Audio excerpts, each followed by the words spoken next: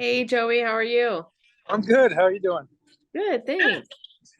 Got me right. I told Mitch as soon as I get out of work, I can do it. So I'm literally walking out of work right now. Perfect. I love Mitch, by the way. Did Yeah, he he's tell amazing. you that we know each other? He did not. He just sent me the link and he just said tune in at 4 o'clock. I said, all right, it's the moment I clock out, I'll click on the link and we'll get it done. Awesome. Yeah, Mitch and I go way back. We've been all feels like all over the world together. That's that's pretty cool. Yeah, he's awesome.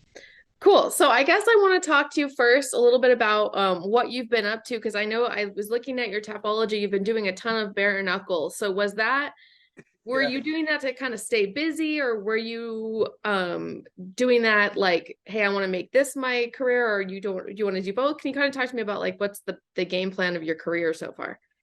Yeah. So I'm on that 6 fight win streak in MMA, and then when I didn't get the call from like Bellator or UFC or a big organization, honestly, I was gonna hang the gloves up. I'm like, well, I'm beating up my body. I just won a world title, like a little pro title. I only got paid $1,500. And then Bare Knuckle called me and they offered me a lot more money than I was paying. I was getting paid, so I said, okay, I'll do that. I mean, I've been boxing my whole life, and it's without gloves, so it's not really a big deal for me. And I kind of like fell in love with it. It's kind of a placeholder for MMA, and I just kind of fell in love with it.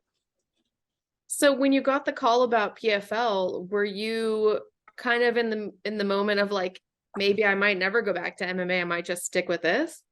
Um, no, I mean MMA was always on the table.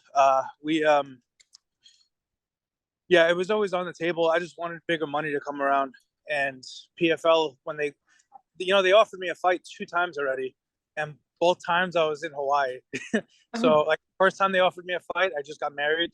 Second time I was like on my, I guess it was a year later. I was back in Hawaii. So third time's a charm, And I've always wanted to fight for PFL. Those guys are awesome over there.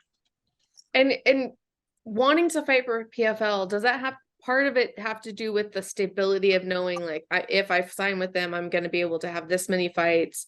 I kind of know what my year is going to look like. Yeah. I mean, I don't plan ahead too much, especially when it comes to my fight career. I have an amazing job, and I kind of invest a lot of time in my job, but I just take one fight at a time. But it is comforting to know that if I put the work in, I'll get paid with what I deem is good money. Right. And what about the Challenger Series aspect of it? Because it's a little bit like the Contender Series, fighting for a contract kind of thing. I don't know if you saw the first episode last week, but they didn't give the contract there. I'm sorry, they gave the contract to somebody who didn't get a finish. So when you're looking at that, what do you think you're going to have to do to get that contract? Um, I've had that question a lot. Everyone's like the contract. I'm like, not really worried about the contract. I think if I fight my style of fight, which is just hard nose, just coming straight forward. Thank you. I think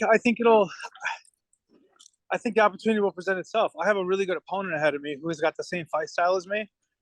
So I think it's just going to be a barn burner. So I feel like if I worry about the contract too much, it's just not going to come to fruition. I just want to put on my fight and win the way I want to win. And I think the rest will fall in place.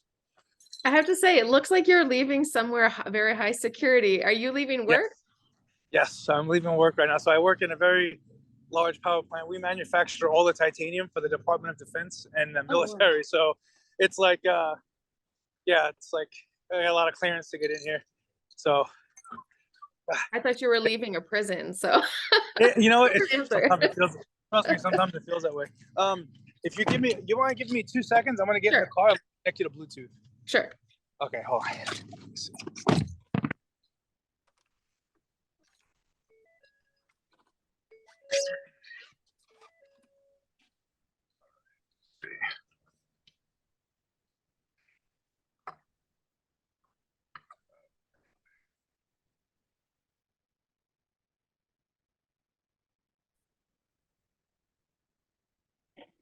Can you hear me?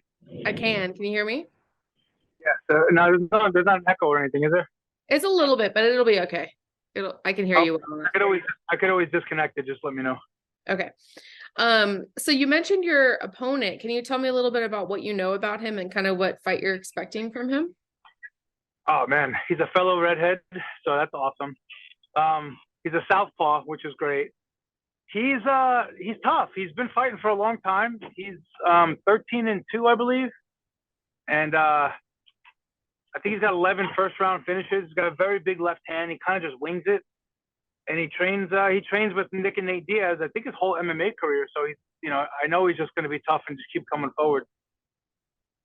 And you mentioned that you're not really thinking about the contract. I don't want to say like you don't want the contract, but is that even important to you? Uh, it's always important to me. Winning is more important. I want to win. I want to keep my win streak alive. But like I said, if I put the emphasis on contract, I feel like it takes place of like the actual fight. So I'm gonna go in there and I'm just gonna fight, fight my butt off, and then, let the chips fall where they may. But I'm very confident with my fight style. I don't see why a contract wouldn't be in my near future. And can you tell us what your fight style is for those of us who maybe haven't seen your fights yet? Can you kind of introduce yourself? What can we expect from you?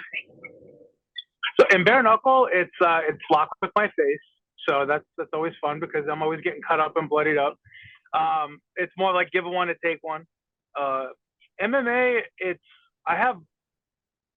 I guess it would be more of like a Stephen Wonderboy Thompson. I kick a lot with my lead leg.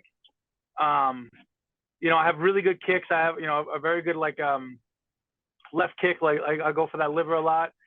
My hands are good as well. So I just like to keep it interesting. I'm a natural 85er. I do throw a lot of flying stuff. I'm pretty nimble, so I'm hoping I could bring that to the light heavyweight stage, being a 205er and throwing some hurricane kicks and flying knees. So, just to make it interesting. So I'm kind of all over the place when it comes to my style. And have you had a chance to kind of look at yet who you could potentially be facing if you get a contract and get into the tournament? Is there anybody that particularly interests you, or are you not looking that far ahead? I mean, no, because I've watched the PFL a lot, so I've seen their bracket. They're all monsters. They're all 6'5" jiu-jitsu black belts. They're all monsters. So I would love to fight every single one of them. Emiliano Sordi, I think he was one of them. They got that Canadian kid who's a title holder. Mm-hmm. I just like fighting, and I want to fight the best, and that's why this kid Nick Coring, my opponent, he's good. He's real good. And I just want to fight the best. I want to know. I want to leave no stone unturned when it comes to my fight career. Awesome. And I guess my last question: are you one to make a prediction, or do you not like to make anything too specific?